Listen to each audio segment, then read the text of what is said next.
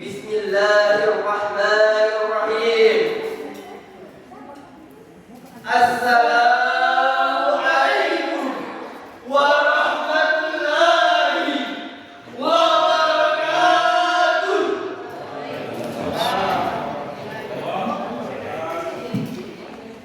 Alhamdulillah alladzi syara'a lana syi'a'ir ad-din wa ja'a fi kulli sya'iratin hikmatan wa manfa'atan lil bashari fid din wad dunya. Asyhadu an la ilaha illallah wa asyhadu anna Muhammadan abduhu wa rasuluh. Allahumma shalli ala sayyidina Muhammad wa ala alihi wa ashabihi ajma'in. Amma ba'du. Dewan Hakim yang arif lagi bijaksana Indonesia kini berdiri di sebuah persimpangan kritis. Di satu sisi ialah cita-cita reforma agraria mengakui hak wilayah dan kedaulatan pangan. Di sisi lain, realitas administrasi pertanahan menunjukkan betapa hukum positif kerap gagal menjadi tuntunan historis dan sosial. Di negeri ini, kuasa negara seringkali dijadikan sebagai senjata untuk mencaplok lahan yang digarap oleh rakyat selama puluhan tahun demi memenangkan pihak swasta. Di tengah situasi tidak beresnya administrasi pertanahan yang bahkan tak pernah dibuka untuk publik, Masalah ini sering menimbulkan konflik. Rakyat petani kerap mengalami kekerasan. dan pelanggaran hak-haknya.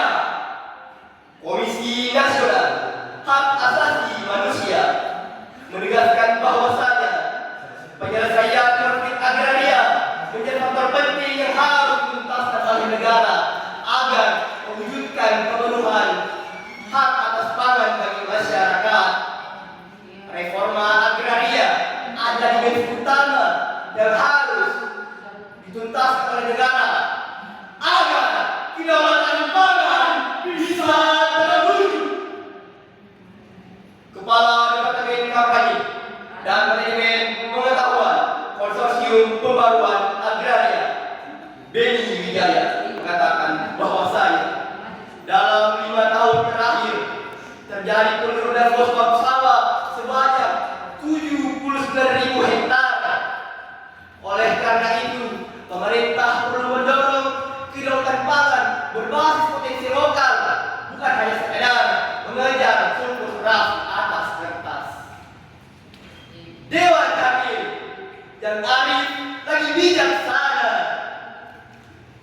Kedaulatan pangan hanya bisa terwujud jika tanah kembali ke tangan petani, pangan lokal diberi tempat, dan kebijakan tak lagi terpusat pada beras. Lantas, bagaimanakah Islam menyikapi hal ini? Maka terkadang tengah kami membawakan serahan yang berjudul Ketahanan Pangan dan Kedaulatan Agraria dengan landasan Al-Quran Surah Quraisy ayat 1 sampai 4 sebagai berikut. A'udzu billahi minasy syaithanir rajim.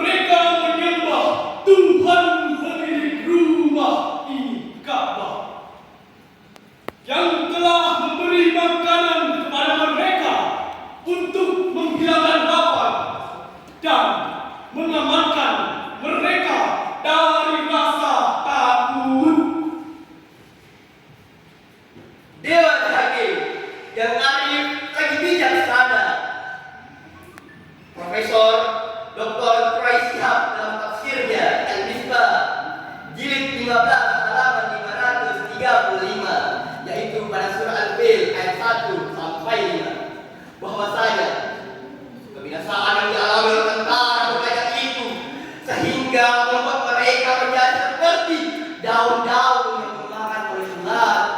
Adalah bukti kuasa Allah dalam membinasakan siapapun yang berniat buruk terhadap umatnya.